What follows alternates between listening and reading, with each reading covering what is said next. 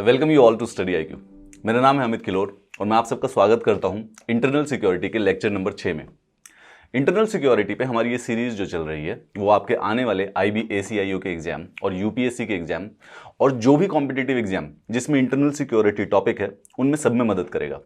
मोर और less internal security का जो सिलेबस है ऑलमोस्ट हर गवर्नमेंट के कॉम्पिटिटिव एग्जाम में सेम टू सेम है। उन्होंने सबको UPSC का जो सिलेबस था उसी को कॉपी पेस्ट किया हुआ है। तो यही सारे टॉपिक आप जब भी आंतरिक सुरक्षा के बारे में पढ़ेंगे, आपको कोई भी एसे या किसी भी कॉम्पिटिटिव एग्जाम के अंदर जो MCQ आएगा इंटरनल सिक्योरिटी का या कोई एसे टाइप क्वेश्चंस आएंगे उनको लिखने में सहायता करेंगे। आइए आज हम शुरू करते हैं इंटरनल सिक्योरिटी के छठे हुए 6th लेक्चर को, जिसमें हम डेवलपमेंट और एक्सट्रीमिज्म के बीच में किस प्रकार का लिंक है उसके बारे में पढ़ेंगे।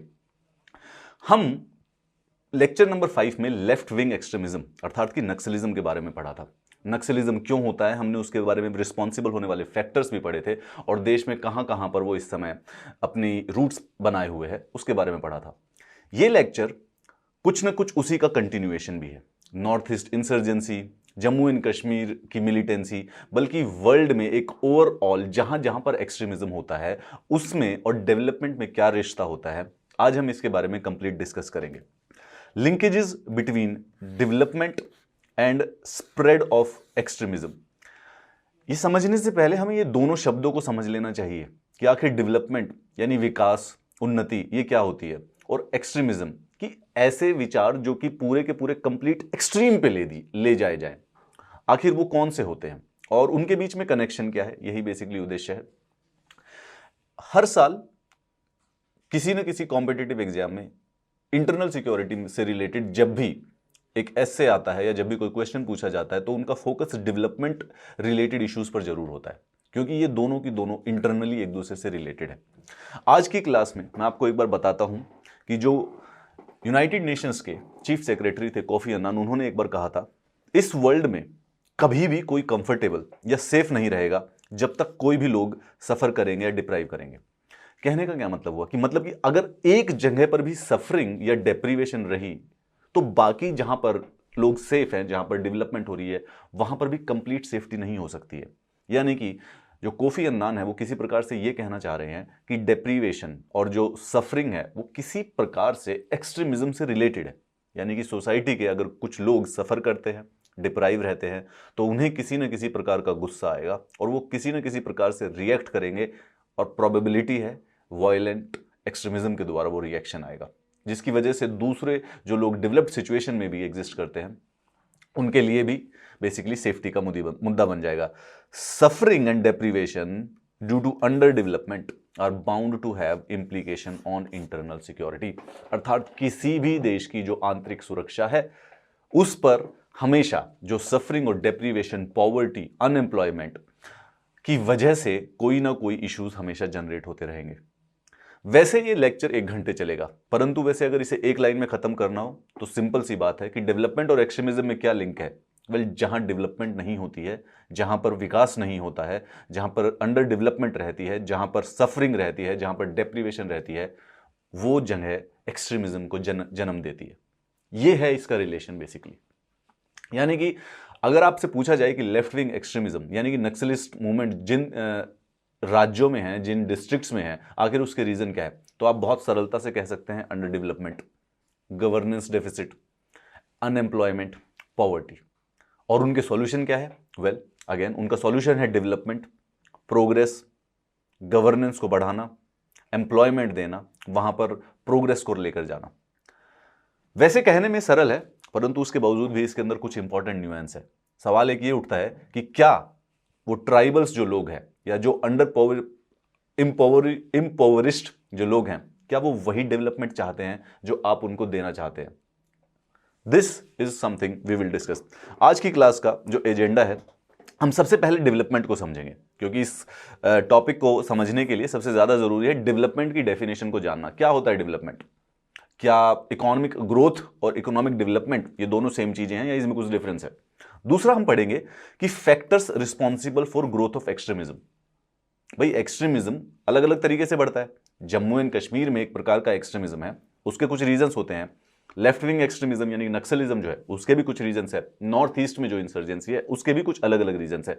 तो ये जो तीनों प्रकार के जो एक्सट्रीमिस्ट एक्टिविटी है इन तीनों के अलग अलग रीजंस है। We will discuss that. हम देखते हैं कि आखिर किन रीजंस की वजह से कुछ लोग इतने डिसकंटेंट हो जाते हैं, इतनी रिजेंटमेंट हो जाती है कि वो हथियार उठा लेते हैं स्टेट के अगेंस्ट और वो वायलेंस का प्रयोग करते हैं अपने अधिकारों को पाने के लिए।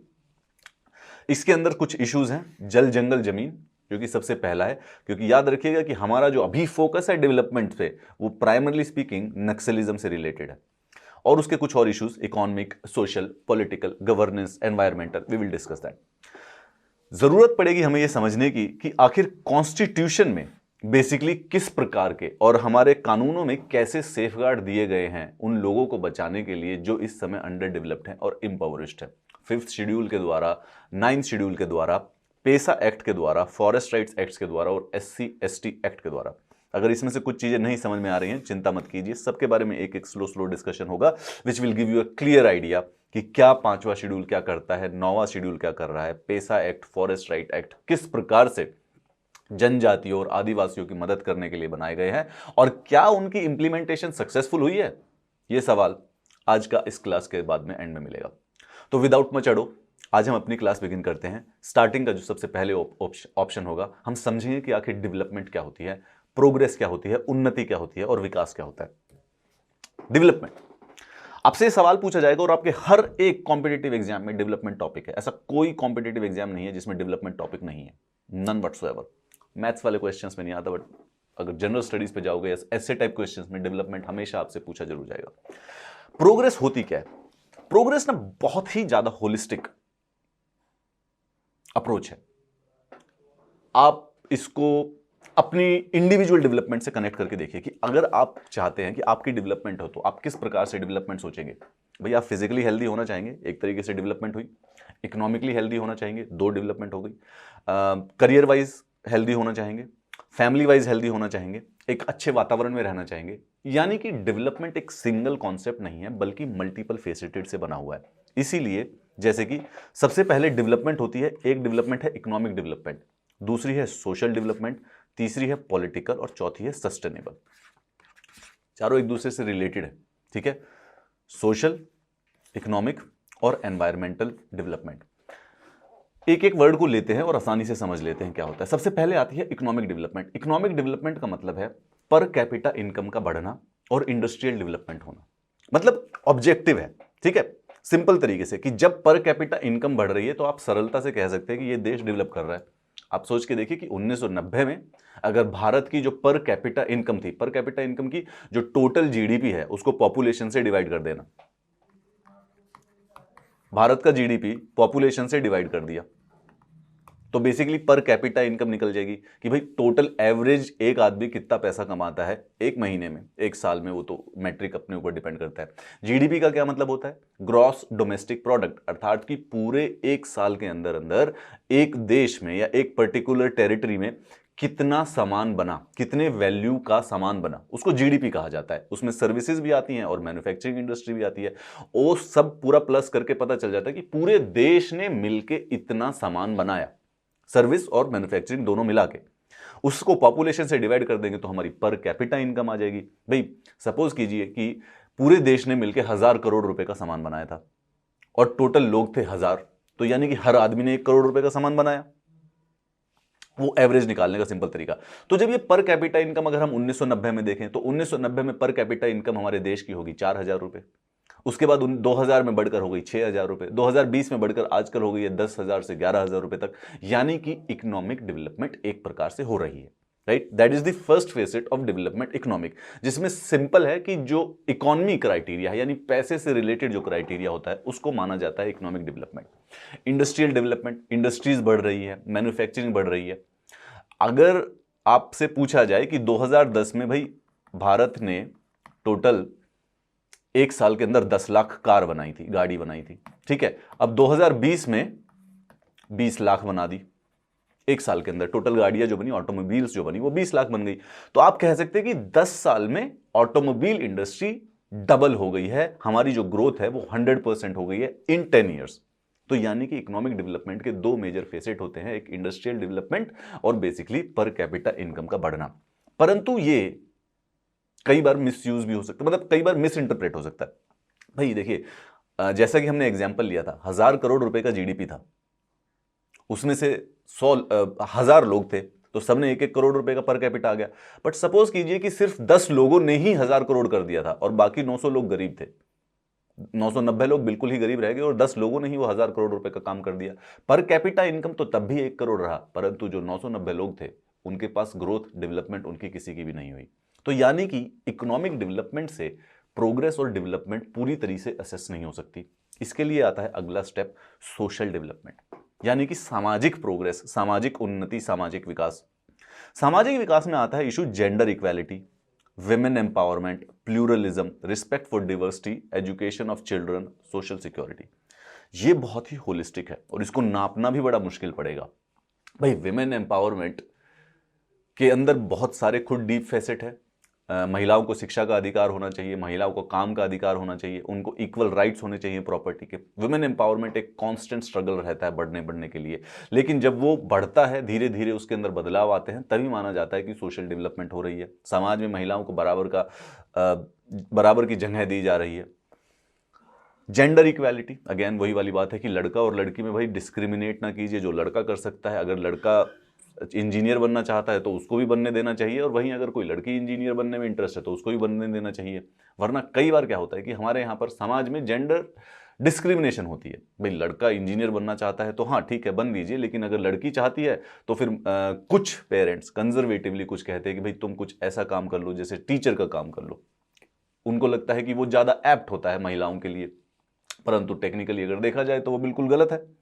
उसी प्रकार से एजुकेशन ऑफ चिल्ड्रन, भाई बच्चों की शिक्षा जो है वो बहुत जरूरी है सोशल डेवलपमेंट में। ये फेसेट हमारे सामाजिक तरीके से देखे जाएंगे। एंड तीसरे वाला हो गया पॉलिटिकल डेवलपमेंट। तो सबसे इंपॉर्टेंट इकोनॉमिक, फिर दूसरा आता है सोशल और तीसरा होता है पॉलिटिकल। याद रखिए, सबसे पहले इकोनॉमिक पता है क्यों डिस्कस किया गया?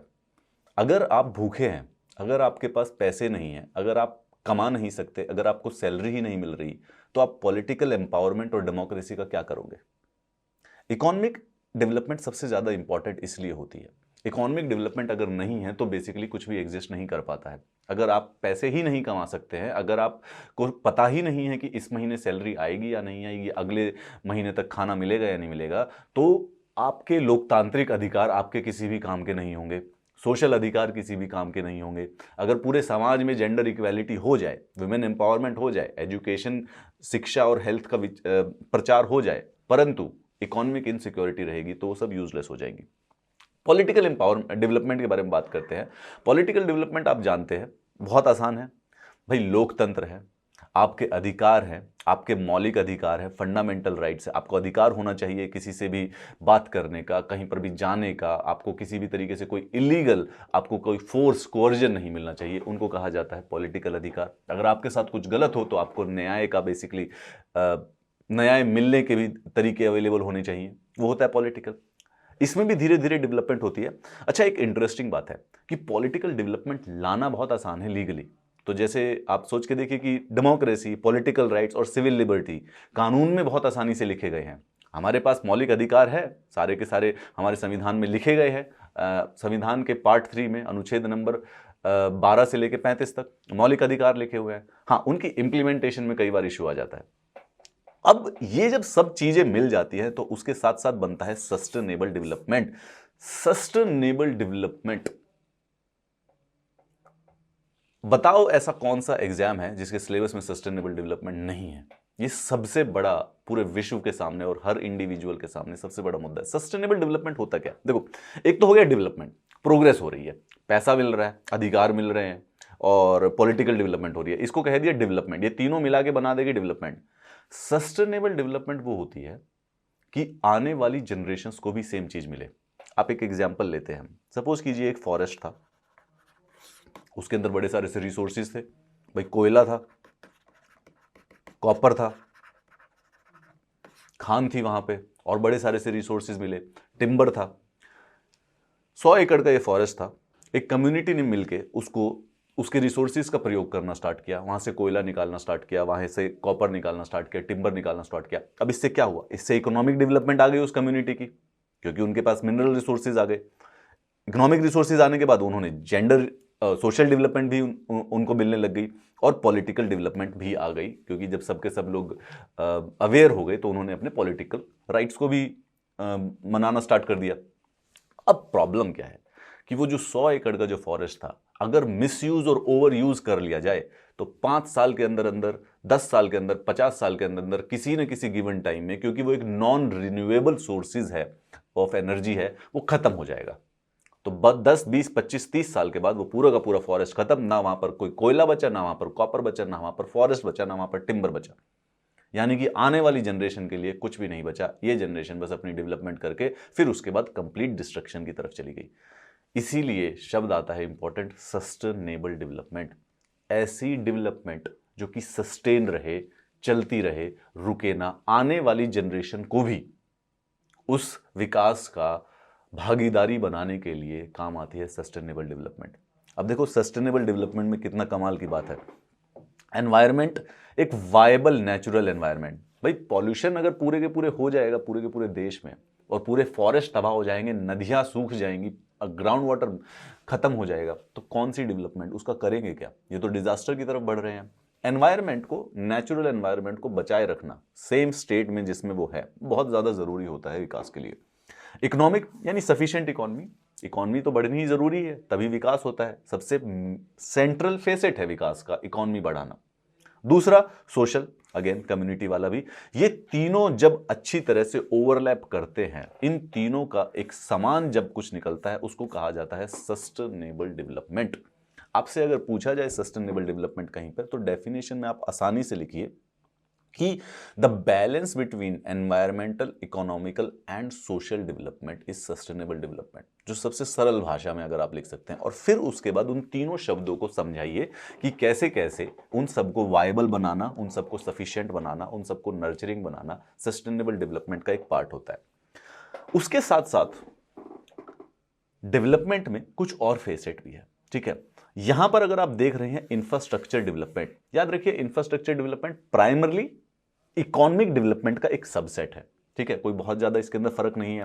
ट्रांसपोर्ट, रोड बनाना, कम्युनिकेशंस बनाना, मोबाइल फोन्स के टावर लगाना, हाईवे बनाना, rail network, telephone network, cyber, broadband, ये सब जो है इंफ्रास्ट्रक्चर होता है, और इस इंफ्रास्ट्रक्चर को बढ़ावा हमेशा देते हैं तो प्रोग्रेस होती है। आप सोच के देखिए, आप जो लोग मेट्रो में रहते हैं, मेट्रो में आप देखेंगे कि सब कुछ है।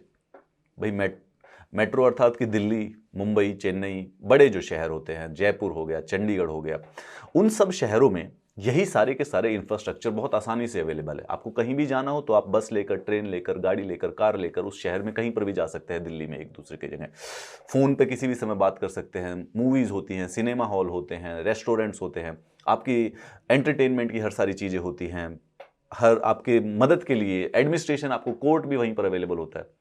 ये जो इंफ्रास्ट्रक्चर होता है, और रोड भी अच्छी होते हैं। वहीं देखिए अगर आप रूरल इलाके में चले जाएं, कहीं हिंटरलैंड में चले जाएं, अंदरूनी हिस्सों में चले जाएं, तो यही सारी चीजें मिसिंग हो जाती है। यानी कि डेवलपमेंट का एक मेजर हिस्सा होता है एनवायरनमेंट, जो कि इकोनॉमिक डेवलपमेंट का ही एक सबसेट है, याद रखेंगे। ह्यूमन डेवलपमेंट, आप लोग जो भी अखबार पढ़ते हैं उन्होंने कहीं ना कहीं ये शब्द सुना है, ह्यूमन डेवलपमेंट इंडेक्स। इंसान का जो विकास है उसको नापा कैसे जाए, हाँ इसको समझना। ये एमसीक्यू क्वेश्चन है, तो प्लीज एक सेकंड के लिए फोकस करो यहां पर। ह्यूमन डेवलपमेंट इंडेक्स एक ऐसा इंडेक्स जो कि इंसान के विकास को नापता है। कैसे पता चलेगा कि ये देश इंसानों का, ह्यूमंस का, मानव का विकास कर रहा है? वो इंडेक्स के द्वारा। तो उस इंडेक्स में 3 पैरामीटर दिए जाते हैं उस विकास को नापने के लिए। सबसे पहला है a decent standard of living, दूसरा लॉन्ग एंड हेल्दी लाइफ, और तीसरा होता है नॉलेज। कहने का क्या मतलब हुआ कि अगर आपसे यह पूछा जाए कि मानवता का विकास या मानव का विकास नापा जाए तो 3 पैरामीटर कौन से होने चाहिए? भाई पहला कि वो कितने लंबे समय तक जी सकता है, उसकी लाइफ एक्सपेक्टेंसी क्या है, यानी कि हेल्थ से, स्वास्थ्य से रिलेटेड है। दूसरा, उसकी शिक्षा कैसी होती है, शिक्षा यानी एजुकेशन से रिलेटेड है। और तीसरा a decent standard of living, जो कि बेसिकली इकोनॉमिक एस्पेक्ट है, यानी कि कितने पैसे हैं उसके पास कि एक अच्छी तरीके से जिंदगी जी सकता है या नहीं जी सकता है वो। ये तीनों चीजें ह्यूमन डेवलपमेंट इंडेक्स के पैरामीटर होते हैं।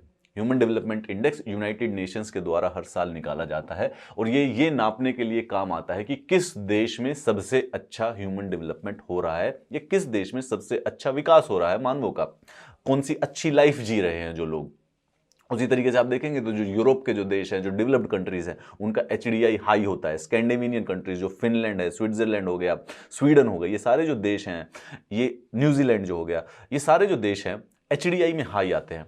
और जो कुछ और देश हो गए जैसे अफ्रीकन के सब सहारन कुछ देश हो जाते हैं, सीरिया जहाँ पे सिविल वॉर्स हैं, जहाँ पे टेररिस्ट एक्टिविटीज़ है, वहाँ पर एचडीआई कम होता है। क्यों? क्योंकि एक तो वहाँ पर हेल्दी लाइफ नहीं है, लॉन्ग और हेल्दी लाइफ नहीं है, लाइफ एक्सपेक्टेंसी कम है, शिक्षा का इंफ्रास्ट्रक्चर नहीं है, स्वास्थ्य भी वहाँ पर नहीं है, और ऑब्वियसली स्टैंडर्ड ऑफ लिविंग भी उनका डेवलप्ड कंट्रीज के रिलेटिव में थोड़ा कम है। तो ह्यूमन डेवलपमेंट इंडेक्स, तीन चीजें दोबारा से बता रहा हूं, फिर दोबारा से याद करेंगे, इसको बहुत जरूरी है, बहुत ज्यादा काम आएगा। सबसे पहला स्टैंडर्ड ऑफ लिविंग, यानी कि gross national income per capita. Per capita income के बेसिस पर पहला मुद्दा देखेंगे क्योंकि इकोनॉमिक एक्सपेक्ट ले रहा है। दूसरा लॉन्ग एंड हेल्दी लाइफ, यानी कि लाइफ एक्सपेक्टेंसी क्या है उस देश की, जिसकी ज्यादा होगी इसका मतलब वहां पर बेटर स्वास्थ्य है और बेटर एनवायरमेंट है, बेटर नॉलेज है। सेकंड हो गया हेल्थ से रिलेटेड, स्वास्थ्य से रिलेटेड, और तीसरा हो गया शिक्षा से रिलेटेड। तो याद रखिए कि अगर डेवलपमेंट की बात की जाए तो यही तीन चीजें लिखनी होती है, economic development, healthy social development, health और सोशल के बारे में, और एजुकेशन, हेल्थ और एजुकेशन दोनों मिला के एक सोशल एस्पेक्ट बना देती है। तो सोशल इकोनॉमिक डेवलपमेंट के बारे में बात आ जाती है। साथ में administrative development, good governance, public delivery, public administration अच्छा हो, जो आपके जो ब्यूरोक्रेट हो वो रिस्पॉन्सिव होने चाहिए बेसिकली उन सब चीज़ों के लिए या डिमांड्स के लिए, रिक्वायरमेंट्स के लिए, पेजेंट्स की, ट्राइबल्स की। आप सोच के देखिए कि अगर आप जाते हैं किसी सरकारी ऑफिस में और आपको कुछ अपना डॉक्यूमेंट बनाना है और वहाँ पर अगर आपका काम ही ना हो, वहाँ पर रिश्वत मांगी जाए, वहाँ पर करप्शन हो, तो आपको बुरा लगेगा और आपका भी विश्वास टूट जाएगा सरकार में से। गुड गवर्नेंस इसीलिए बहुत इंपॉर्टेंट पार्ट होता है डेवलपमेंट का। ये डेवलपमेंट की ये जो दो स्लाइड है आपके लिए, ये दोनों की दोनों काम आएंगी आपको ये समझने में कि डेवलपमेंट से रिलेटेड जब भी कोई क्वेश्चन आए तो यही सारे पॉइंट लिखने हैं, इकोनॉमिक, सोशल, पॉलिटिकल। पहले तो ये तीन हो गया, इन तीनों के साथ एक ऐड हो जाता है जब एनवायरमेंटल, तो इन चारों को मिला के बोल दिया जाता है सस्टेनेबल डेवलपमेंट। इसी चीज का एक दूसरा वर्जन है human development index. Human development index को ध्यान से देंगे, एक अलग टॉपिक की तरह पढ़ेंगे। उसमें तीन चीजें नापी जाती हैं, हर साल नापी जाती हैं। अगर किसी भी देश के ह्यूमन डेवलपमेंट इंडेक्स आपको निकालना हो तो आप आसानी से निकाल सकते हैं। पहले आप पता करेंगे कि उनकी लाइफ एक्सपेक्टेंसी क्या है उस देश के लोगों की। दूसरा आप पता करेंगे कि उनकी ग्रॉस पर कैपिटा इनकम कितनी है, क्योंकि उससे पता चलेगा कि उसका स्टैंडर्ड ऑफ लिविंग क्या है। और तीसरा शिक्षा किस प्रकार की उनको मिलती है, कि भाई कितनी एजुकेशन, कितनी उनके अंदर जो स्कूलिंग है और कितनी कर रहे हैं। तीनों चीजें human development index, very important topic, MCQ में पूछा जाएगा जरूर, पूरा का पूरा चैप्टर और एस्से भी आ सकता है इसके ऊपर।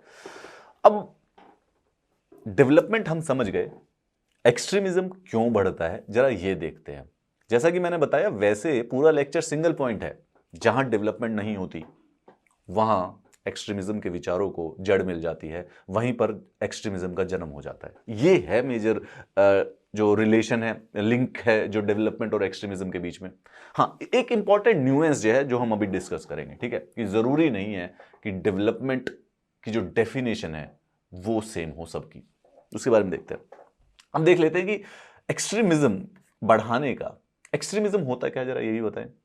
याद रखिए कि एक्सट्रीमिज्म स्वयं में गलत नहीं है, ओके। एक्सट्रीमिज्म सिर्फ और सिर्फ तब गलत होता है जब वो हिंसा का रूप ले लेता है। कहने का क्या मतलब हुआ, देखिए आपके कोई विचार एक्सट्रीमिस्ट हो सकते हैं।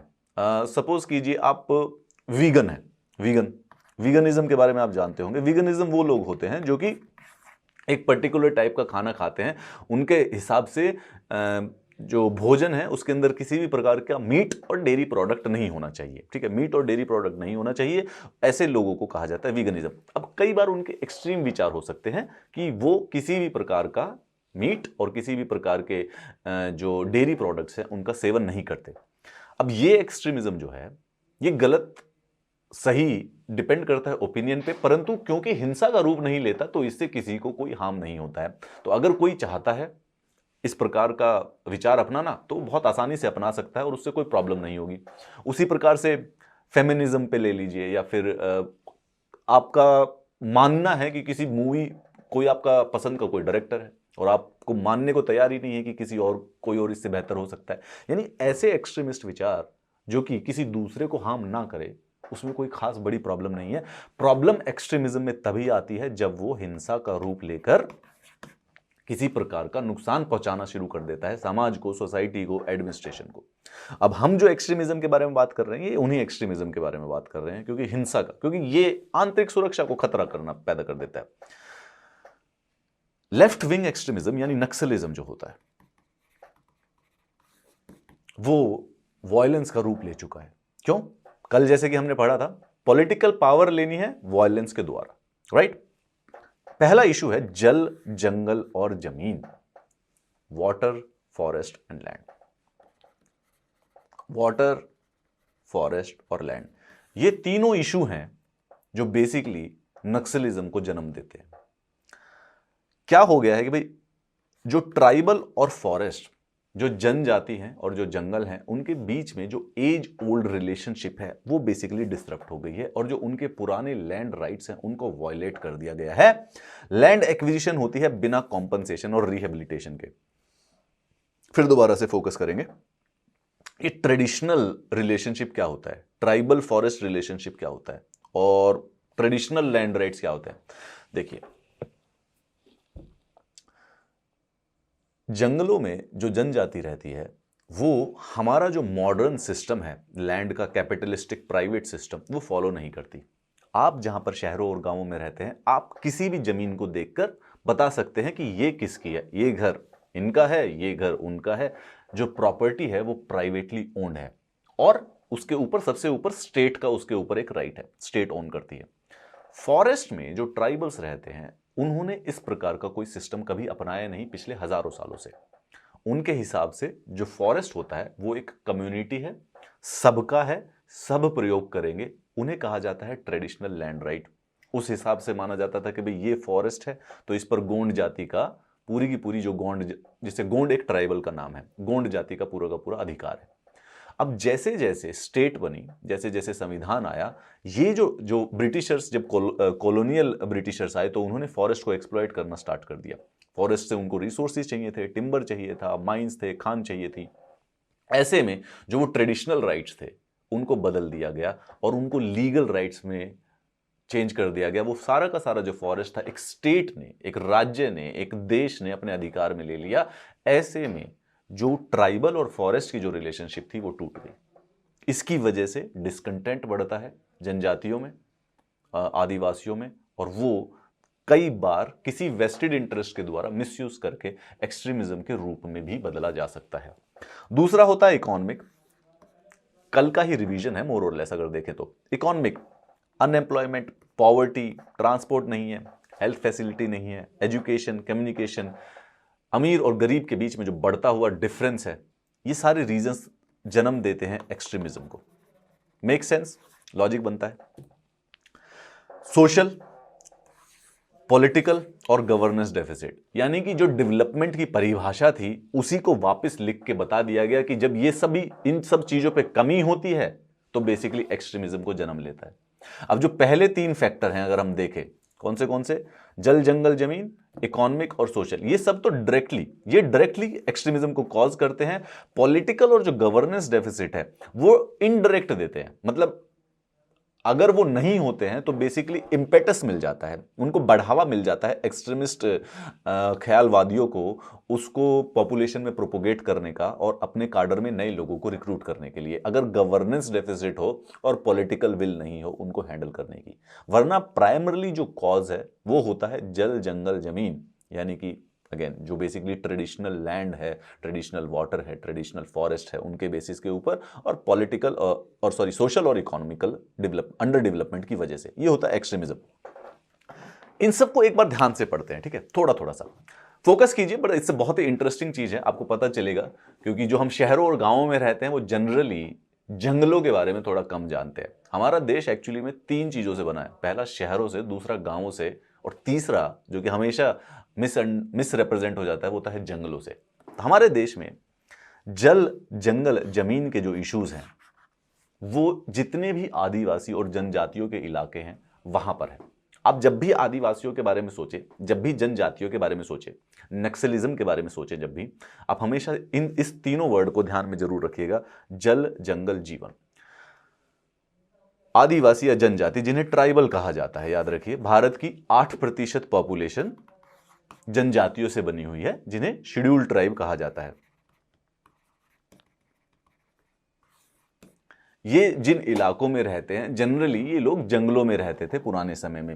ये धीरे धीरे जो ये मॉडर्न डेवलपमेंट मॉडल है विकास का, जो ये हमारा शहरों का कैपिटलिस्टिक मॉडल है, उससे एलियनेट फील करते हैं। हमारा कैपिटलिस्टिक मॉडल जो होता है वो होता है रिसोर्सेज को एक्सप्लॉइट करने के ऊपर। क्या? रिसोर्सेज को एक्सप्लॉइट करने के ऊपर। यानी कि हम ह्यूमन बींग्स समझते हैं, जो कैपिटलिस्टिक ह्यूमन बींग्स होते हैं, कि हम अपनी प्रतिभा का प्रयोग करके जो नेचुरल रिसोर्सेज हैं उनको यूज कर सकते हैं अपने भले के लिए।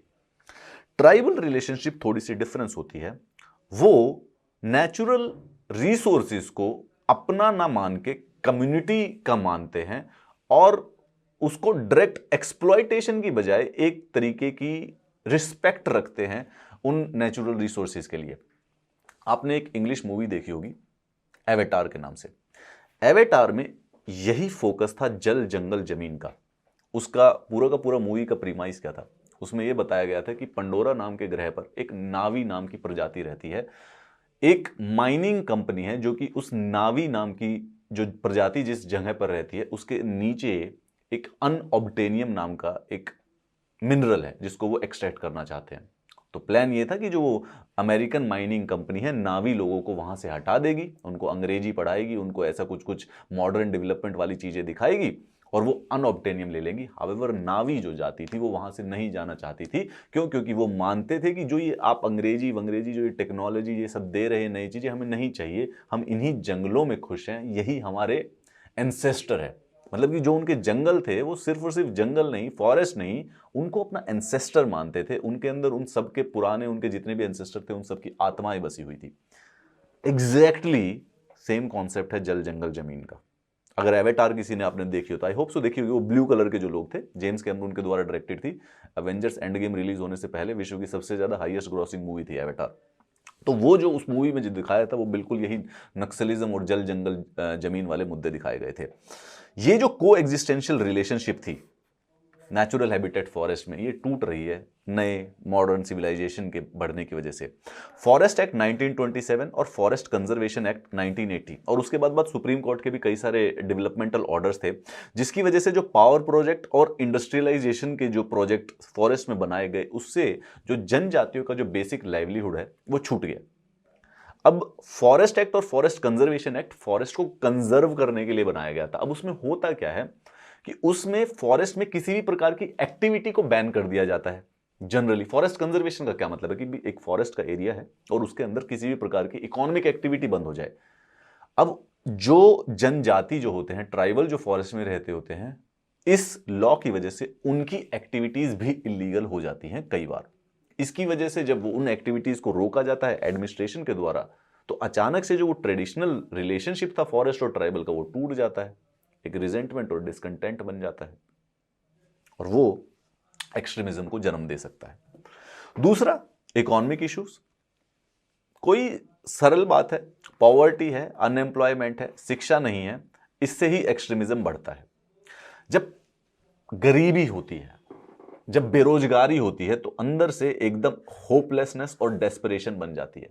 कुछ लोग आप में से समझेंगे भी जो दूसरे या तीसरे अटेम्प्ट में है। पुअर इकोनॉमिक कंडीशंस अपॉर्चुनिटी पैदा करती है कोई भी नया एम्प्लॉयमेंट ना लेने की। भाई जब जहां पर डेवलपमेंट ही नहीं हो रही है, इकोनॉमिक डेवलपमेंट, तो वहां पर एम्प्लॉयमेंट की अपॉर्चुनिटीज ही नहीं होंगी, तो गरीबी रहेगी यूथ के बीच में। और जब गरीबी रहेगी, होपलेसनेस आएगी, डेस्परेशन आएगी, गुस्सा आएगा, रिजेंटमेंट आएगा और डिसकंटेंट आएगा, जिसको बाद में जाकर कोई भी एक्सट्रीमिस्ट आइडियाज की तरफ पुश कर सकता है। जब कुछ खोने को ना हो किसी के पास, आप सोच के देखिए कि शहरों में क्या होता है, लोग काम कर रहे होते हैं, करियर है, फैमिली है, परिवार है, घर है, गाड़ी है। तो ये आदमी एक्सट्रीमिस्ट नहीं हो सकता। क्यों? क्योंकि अगर ये एक्सट्रीमिस्ट होगा तो इसके पास खोने के लिए बहुत कुछ होगा, सब कुछ चला जाएगा, परिवार भी जाएगा, घर भी जाएगा, बच्चे भी जाएंगे, बीवी भी जाएगी, गाड़ी भी जाएगी, प्रॉपर्टी भी चली जाएगी। लेकिन जब गरीब है, अनएम्प्लॉयमेंट है, जब उसके पास कुछ खोने के लिए ही नहीं है, तो बहुत आसान होता है उसको एक एक्सट्रीमिस्ट आइडिया की तरफ धकेलना। सोशल इश्यूज अगेन उसी से कनेक्टेड है, फ्रेगमेंटेशन है, एक्सक्लूजन और मार्जिनलाइजेशन। वो जो ट्राइबल्स लोग हैं वो ये भी देख रहे हैं कि गुड़गांव, दिल्ली, ये शहर डेवलप कर रहे हैं, यहाँ पे 50-50 मंजिलों की जो बिल्डिंगें बन रही हैं, लोग एसी में रह रहे हैं, और हम जो जहां पर माइंस थे, जहां पर खान थी, वहां पर तो बेसिकली कोई डेवलपमेंट आई नहीं, एक मार्जिनलाइजेशन हो रही है, एक एक्सक्लूजन हो रही है। यानी कि जो शहरी लोग हैं वो आगे बढ़े जा रहे हैं और हम जो हैं वो और गरीब के गरीब हुए जा रहे हैं। ये मार्जिनलाइजेशन, ये एक्सक्लूजन अगेन दोबारा से सेम सिचुएशंस क्रिएट करेगा ऐसे ग्रुप्स के लिए कि वो एक्सट्रीमिस्ट आइडियाज को प्रोपोगेट कर सकें और फिर दोबारा से ऐसी एक्टिविटीज में इंक्लूड हो जाए। पॉलिटिकल इशू, ये भी आप जानते हैं, जहां पर भी मानव अधिकार और लोकतांत्रिक वैल्यूज जो होती हैं, अगर वो लैक होती है तो वहां पर वायलेंस होती ही होती है। आप बात समझिए, अगर आपको एक दिन धीरे धीरे पता चले कि आपका कोई मानव अधिकार है ही नहीं, किसी ने भी आपको इलीगली जेल में भेज दिया, किसी ने भी आपको इलीगली आपकी प्रॉपर्टी कब्जे में कर ली, आपके साथ किसी भी प्रकार का अन्याय कर दिया गया और आपको इसका कोई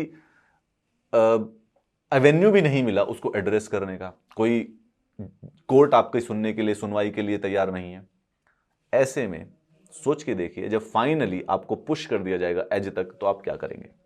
गुस्सा तो आ जाएगा बहुत ज्यादा।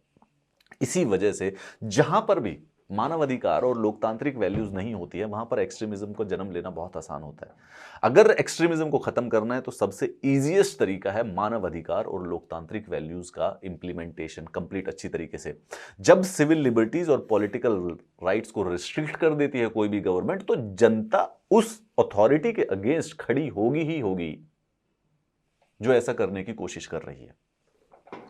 Freedom of expression, association, press, religion, due process, कोई अनवांटेड स्टेट पावर का प्रयोग ना कर सके आपके अगेंस्ट, माइनॉरिटीज के जो अधिकार हैं उनके ऊपर मेजॉरिटी का अधिकार बेसिकली एनक्रोच ना कर सके, ये बहुत ज्यादा जरूरी है एक्सट्रीमिज्म को खत्म करने के लिए।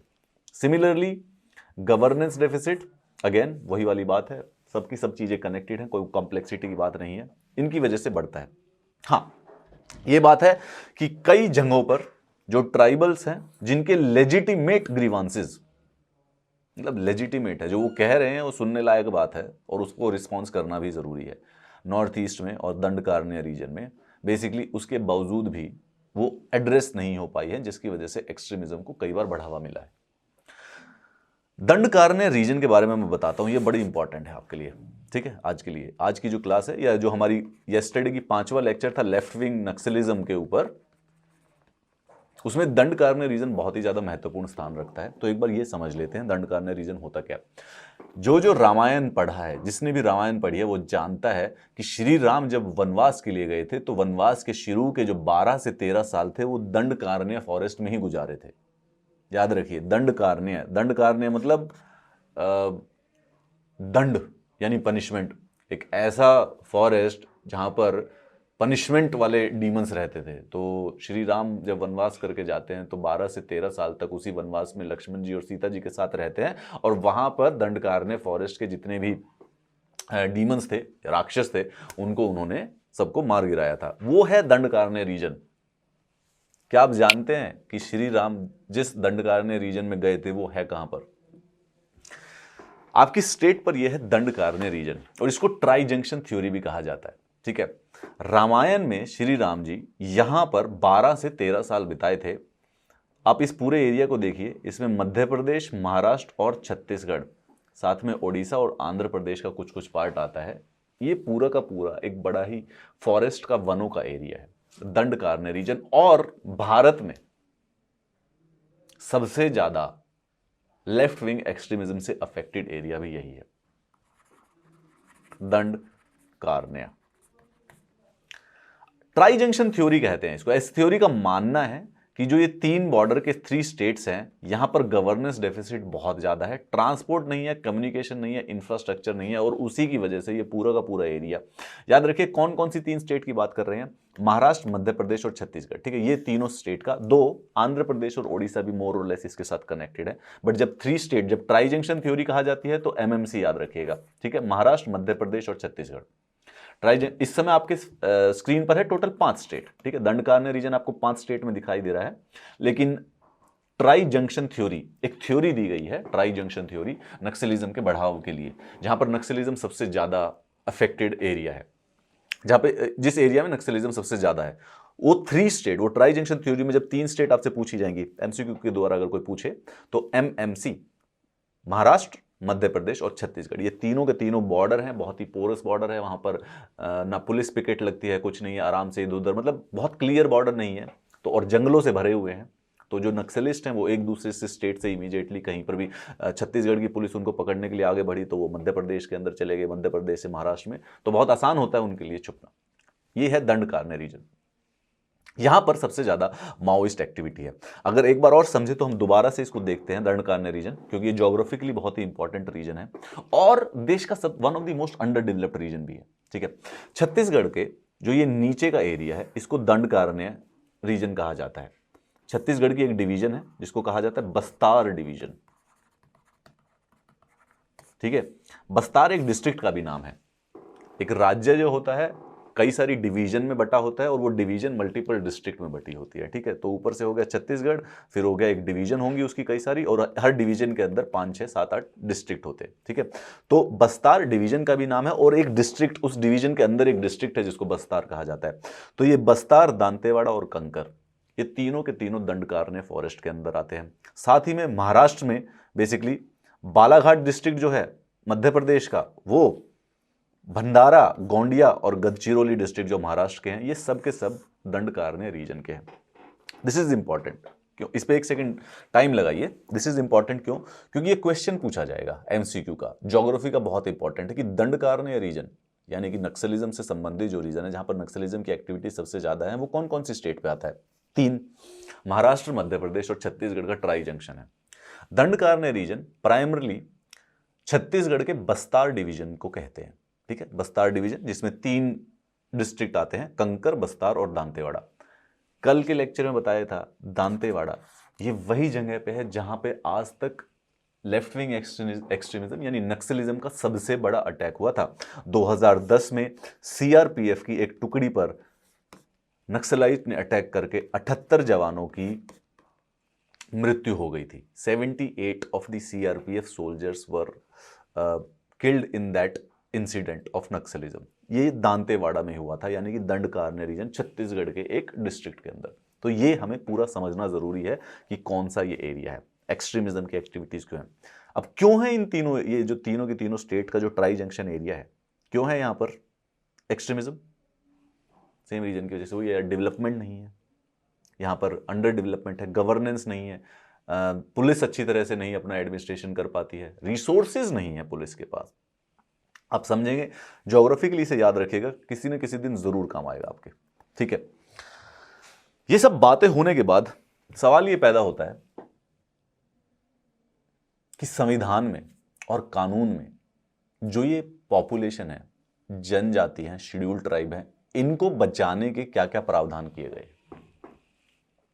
एक्सट्रीमिज्म है, परंतु ऐसा नहीं है कि एक्सट्रीमिज्म को खत्म करने की कोशिश नहीं की जाएगी। तो एक्सट्रीमिज्म को खत्म करने की जो कोशिश की जा रही है उसमें कॉन्स्टिट्यूशनल और लीगल सेफगार्ड्स कौन कौन से हैं। सबसे पहले और सबसे इंपॉर्टेंट हम बात करेंगे 5th शेड्यूल की। भारत के संविधान में 5th शेड्यूल क्या कहता है, और अब जो जो फोकस नहीं कर रहा था, अगेन दोबारा से फोकस करेंगे, ठीक है। इंपॉर्टेंट चीजें बताऊंगा जो कि अभी तक कॉम्प्लेक्स थी, आज बिल्कुल सरलता से समझ जाओगे, बेसिक जो उसके हैं।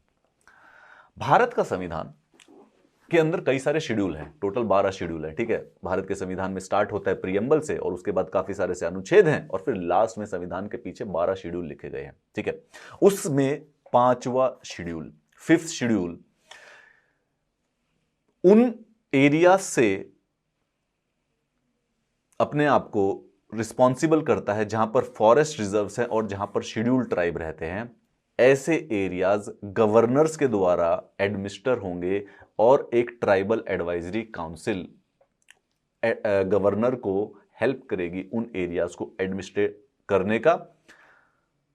Exactly, very complex. चलिए बात करते हैं। देखिए, भारत में बड़े सारे से एरियाज हैं। हम एक खाली पेज ले लेते हैं, राइट। हाँ, यहां पर देखते हैं, यहां पे आसानी रहेगी। शेड्यूल एरिया के बारे में बात कर रहे हैं, क्या क्या है सबके सब समझते हैं। देखिए, आपने ये वर्ड सुना है, शेड्यूल कास्ट, शेड्यूल ट्राइब और शेड्यूल एरिया। ठीक है, शेड्यूल का मतलब क्या होता है? शेड्यूल का मतलब होता है कार्यक्रम या अनुसूची। भाई, आपका कल का शेड्यूल क्या है, आपका पढ़ाई का शेड्यूल क्या है, यानी आपका कार्यक्रम क्या है, क्रोनोलॉजी क्या दिन में कैसे कैसे काम करते हो। दूसरा होता है अनुसूची। शेड्यूल कास्ट का सिंपल मतलब यह है कि भारत सरकार एक लिस्ट मेंटेन करती है, उस लिस्ट में जिस भी कास्ट का नाम लिखा गया है उसे कहा जाता है schedule caste. Generally Ambedkar ji ने इन्हें दलित भी कहा था, इन्हीं को गांधी जी ने हरिजन कहा था। तो ये तीनों के तीनों शब्द एक ही जाति को रिप्रेजेंट करते हैं, शेड्यूल कास्ट। माना जाता है कि हिस्टोरिकली, माना नहीं, एक्चुअली में हिस्टोरिकली ये वो कास्ट थे, ये वो लोग थे, ये वो समुदाय थे जो कि डिप्रेस्ड हैं, जिनके साथ अन्याय हुआ है और जिनको कभी भी प्रॉपर्टी राइट्स नहीं दिए गए। तो इन जनरली ये गरीबी, पॉवर्टी की तरफ अंडर डेवलप्ड रहे, तो वो है शेड्यूल कास्ट एक लिस्ट के द्वारा। 1100 से ऊपर उस लिस्ट में नाम है, तो वो जो लिस्ट के अंदर जिस भी कास्ट का नाम है वो शेड्यूल कास्ट हो गया। उसी प्रकार से एक लिस्ट है जिसमें ट्राइब्स के नाम दिए गए हैं। ठीक है, ट्राइबल यानी कि जो जंगलों में रहते हैं, जो कि जनजाति होते हैं, वो लिस्ट में जिस भी ट्राइब का नाम है उसे शेड्यूल ट्राइब कहा जाता है। ये अप्रोक्सीमेटली 1100 के करीब है, ये अप्रोक्सीमेटली 750 के करीब है। पॉपुलेशन के हिसाब से भारत की 16% जो पॉपुलेशन है वो शेड्यूल कास्ट की है, और भारत की जो 8% जो पॉपुलेशन है वो शेड्यूल ट्राइब की है, यानी कि अनुसूचित जनजातियों की। तो पहला अनुसूचित जाति, दूसरा अनुसूचित जनजाति।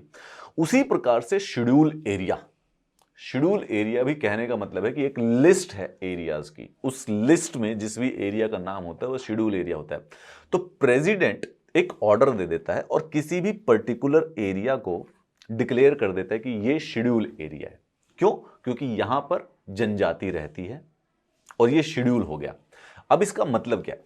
ये जो शेड्यूल एरिया है इसको प्रोटेक्ट करने के लिए भारत के अंदर, भारत के संविधान में 2 शेड्यूल हैं, 5th एंड 6th।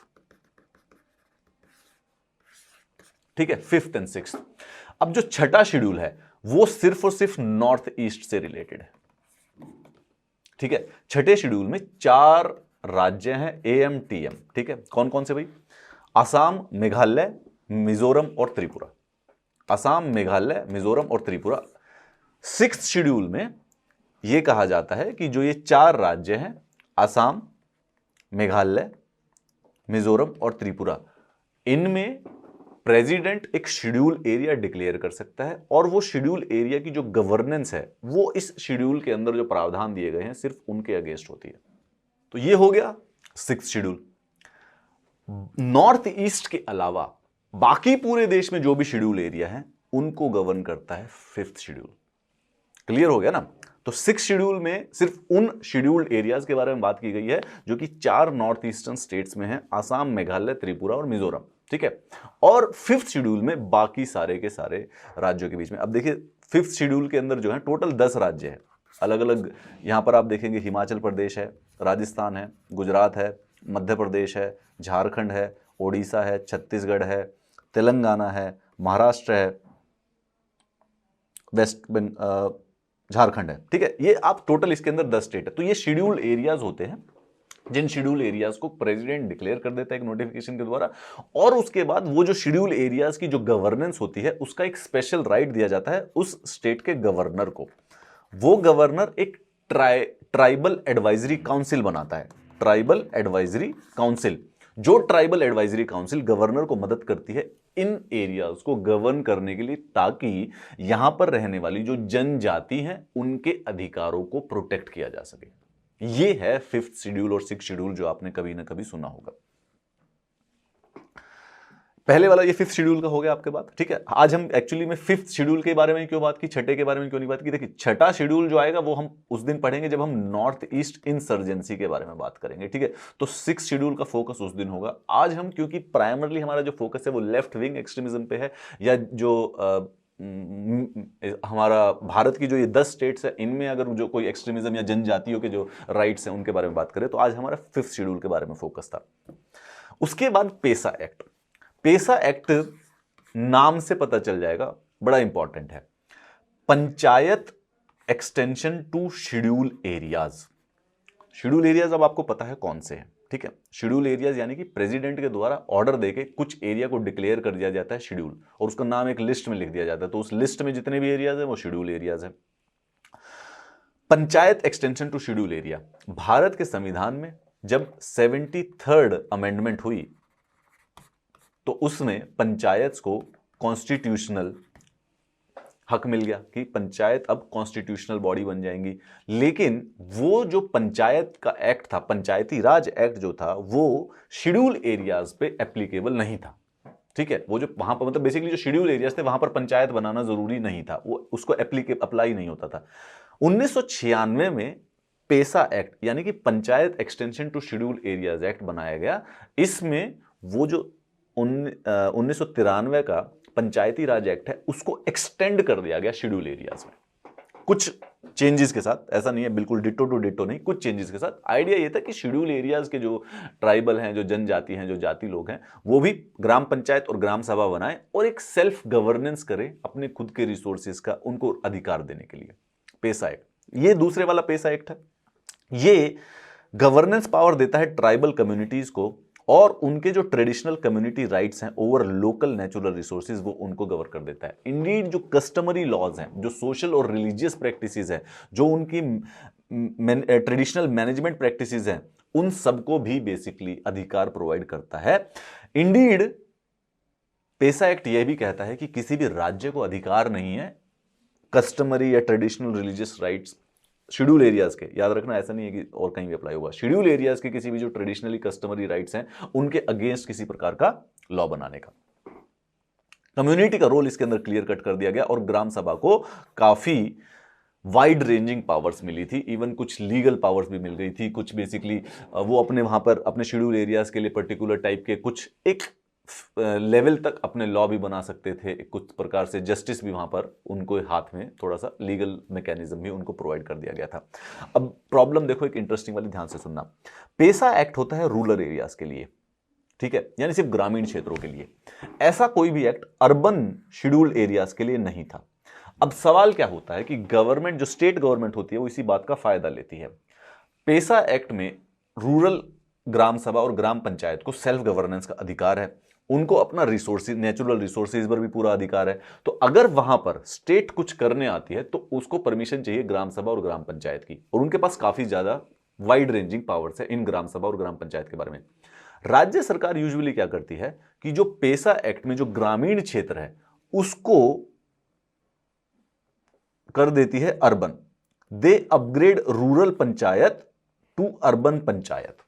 तो पंचायत है ग्रामीण की, लेकिन डिक्लेयर कर दिया उसको अर्बन पंचायत। अब अर्बन पंचायत डिक्लेयर होते ही उस पे पेसा एक्ट नहीं लग रहा। पेसा एक्ट नहीं लगता तो अब बेसिकली विलेज का काउंसिल अप्रूवल नहीं चाहिए किसी भी प्रोजेक्ट के लिए। 600 से भी ज्यादा गांव जो कि पहले शेड्यूल एरियाज में थे उनको अर्बन लोकल बॉडीज में कन्वर्ट कर दिया गया है, और वहां पर मेजर इंडस्ट्रियल इन्वेस्टमेंट प्रोजेक्ट चल गए। आप समझिए ना किस प्रकार से लूप होल बन गया। तो panchayat extension to schedule areas, but primarily ये सिर्फ और सिर्फ ग्रामीण क्षेत्रों पर है। ये प्रीलिम्स टाइप के एग्जाम में काम आएगा, राइट। आपसे पूछा जा सकता है पेसा एक्ट अर्बन लोकल बॉडीज पर भी लगता है, ग्रामीण पर भी लगता है, तो आपको हेल्प मिलेगी। तो ग्रामीण पर है, लेकिन राज्य क्या करती है भाई, वो जो ग्रामीण बॉडीज हैं उनको ही अर्बन लोकल बॉडी डिक्लेयर कर देती है, और कानून के हिसाब से उनको इस बात का हक होता है। और वो जैसे ही डिक्लेयर कर देती है, अब तो जो विलेज काउंसिल होती है शेड्यूल एरियाज में, आपको उनकी परमिशन लेनी पड़ेगी किसी भी इंडस्ट्रियल प्रोजेक्ट के लिए, परंतु अर्बन अगर वो बॉडी है तो उसमें इंडस्ट्री, उसके विलेज काउंसिल की परमिशन नहीं लेनी पड़ती। ये ऐसे में भी ये कई बार एक्सट्रीमिज्म को जन्म देता है। उसके बाद एक फॉरेस्ट राइट एक्ट, जो कि अगेन जो जनजातियों के, जो आदिवासियों के वन अधिकार हैं उनको बढ़ाने के लिए 2006 में बहुत ही इंपॉर्टेंट और बहुत ही प्यारा लॉ है, पढ़िएगा जरूर। ये जो फॉरेस्ट राइट्स हैं वो शेड्यूल ट्राइब और जो ट्रेडिशनल फॉरेस्ट डेवलपर्स हैं उनके अंदर वो सारे के सारे राइट्स को अकॉर्ड करता है जो पहले से रहते हैं। अब देखिए, आप सोच के एक इंटरेस्टिंग बात बताता हूं आपको। आपकी जो प्रॉपर्टी है उसके पास आपके कागज है ना, लेकिन जो ट्राइबल्स है वो मॉडर्न लीगल और प्रॉपर्टी लॉज को नहीं जानते हैं। तो एक ट्राइबल है वो जनरेशन से, पूरी की पूरी जनरेशन है उन ट्राइबल्स की, वो वहीं उसी जंगल में रह रही है, एक ही एरिया में रह रही है। सपोज कीजिए दंड कारने के बारे में बात कर लेते हैं, ठीक है, लेकिन अब उनके पास उसके राइट नहीं है कस्टमरी, कोई भी उनके पास अधिकार नहीं है, नहीं कम्युनिटी अधिकार है। उन अधिकारों को लीगलीफाई करने के लिए फॉरेस्ट राइट एक्ट बनाया गया कि जो शेड्यूल ट्राइब और जो ट्रेडिशनल फॉरेस्ट डेवलपर जनरेशन से, 2-3 जनरेशन से उन जंगलों में रह रहे हैं, उनको उनके अधिकार दे दिए जाएं। ये उन्हीं लोगों के लाइवलीहुड को इंप्रूव करने के लिए है, ताकि उनको जो फॉरेस्ट है उनका लैंड राइट दे दिया जाए। वरना लैंड राइट तो सिर्फ और सिर्फ राज्यों के पास है। फॉरेस्ट एक नेचुरल रिसोर्स होता है और नेचुरल रिसोर्स होने की वजह से उसे राज्य अपना पूरा का पूरा अधिकार समझ लेती है। पूरा अधिकार लेके वो राज्य हड़प लेता है। फिर गवर्नमेंट ब्यूरोक्रेटिक और कॉर्पोरेट करप्शन की वजह से कोई बड़ा माइनिंग कॉर्पोरेट उस फॉरेस्ट को राज्य सरकार से खरीद लेता है। ऐसे में सब के सब ट्राइबल डिस्प्लेस हो जाते हैं और उनके जो नेचुरल रिलेशंस थे फॉरेस्ट के साथ वो पूरे के पूरे टूट जाते हैं। उन चीजों को रोकने के लिए फॉरेस्ट राइट एक्ट बनाया गया। साथ में एक और इंपॉर्टेंट वाला है SC and ST prevention of atrocities act 1989। Bharat एक बड़ी ही यूनिक सिचुएशन पैदा करता है। हमारे यहां पर कास्ट सिस्टम एग्जिस्ट करता है जिसमें कुछ लोग हैं जिनको बेसिकली अनटचेबल्स की तरह ट्रीट किया जा सकता है। 1949 में जब भारत का संविधान बना और 1950 26 जनवरी को जब वो लागू हुआ तो अनटचेबिलिटी को अनुच्छेद नंबर 17 से कंप्लीटली इलीगल कर दिया। लेकिन अनुच्छेद नंबर 17 कहता है कि इसके अगेंस्ट लॉ बना सकता है संसद स्वयं। उसमें लॉ नहीं बनाएगा, उसमें बस बोले कि अनटचेबिलिटी कंप्लीटली इलीगल है, भारत में अनटचेबिलिटी नहीं होनी चाहिए। परंतु अब लॉ बनाना है कि अगर कोई करे अनटचेबिलिटी, वो करे, प्रैक्टिस करे, तो उसके लिए लॉ क्या बनेगा। तो वो लॉ की जो राइट थी उसको संसद को दी गई थी। तो संसद ने उसी के तहत एक कानून बनाया है SC and ST prevention of atrocities act 1989, ठीक है, यानी schedule caste and schedule tribe का। तो इनके अगेंस्ट अगर कोई एट्रोसिटीज होती है तो इस कानून के तहत उन पे कुछ ना कुछ एक्ट लिया जाता है। इस कॉन्टेक्स्ट में वो शायद एक मूवी आई थी, आप लोगों ने देखी भी होगी, आर्टिकल 15 अनुच्छेद नंबर 15। बहुत ही बेहतरीन और आउटस्टैंडिंगली ब्रिलियंट मूवी थी, कम्स रेकमेंडेड, देखिएगा जरूर। ये किसी भी प्रकार का ऑफेंस और एट्रोसिटीज जो होती हैं शेड्यूल कास्ट या शेड्यूल ट्राइब के अगेंस्ट, उनको बचाने के लिए इसके लिए स्पेशल कोर्ट्स इस ट्रायल के लिए स्टैब्लिश की जाती है। रिलीफ और रिहेबिलिटेशन मिलता है। अगर किसी भी प्रकार का गलत या छुआछूत का बिहेवियर होता है तो बेसिकली उनके अगेंस्ट एक्शन लिया जा सकता है इन कानूनों के अगेंस्ट, उनको प्रोटेक्ट करने के लिए। पॉलिटिकली, आप जैसे मैंने अभी अभी डिस्कस किया था हमने कि पॉलिटिकल डेवलपमेंट होने के लिए उनके जो मौलिक अधिकार हैं, उनके जो पॉलिटिकल राइट्स हैं, किसी भी मार्जिनलाइज्ड समुदाय के, उनको प्रोटेक्ट करना बहुत ही ज़्यादा ज़रूरी है, ठीक है। अब सवाल सिर्फ लास्ट में ही आ जाता है कि इन सब चीज़ों को प्रिवेंट कैसे किया जाए। बहुत ही सरल चीज़ है। मैं आपको सामने कुछ टॉपिक दिखाता हूँ, सामने कुछ ऑप्शंस दिखाता हूँ जिनको आपको याद कर लेना है। अगर इनमें से 15 में से 5 भी याद हो गए तो नंबर आएंगे फुल, और सारे जनरलिस्टिक हैं तो कुछ आपको याद करने में डिफिकल्टी नहीं होगी। भाई देखिए, सबसे पहले जो लोकल कॉन्टेक्स्ट और कस्टम है और जो नीड्स होती हैं किसी भी कन्फ्लिक्ट अफेक्टेड कम्युनिटीज़ के, उनको तो मीट करना ज़रूरी है ही, सरकार के लिए भी, सोसाइटी के लिए भी, एडमिनिस्ट्रेशन के लिए भी। जो कम्युनिटी डेवलपमेंट है, गवर्नेंस है, मानव अधिकार है, पॉलिटिकल ग्रीवेंसेस है, उनको ज़्यादा एम्फेसिस देना पड़ेगा इकोनॉमिक डेवलपमेंट से पहले। इकोनॉमिक डेवलपमेंट भी फोकस होनी चाहिए, बट पहला फोकस होना चाहिए ह्यूमन राइट्स और पॉलिटिकल ग्रीवेंसेस। प्रोटेक्टिव लेजिस्लेशन, पेसा एक्ट बन गया लेकिन लूप होल से उसको मिसयूज किया जा रहा है। SC/ST एक्ट बन गया, परंतु अगर उसकी इंप्लीमेंटेशन नहीं तो क्या फायदा।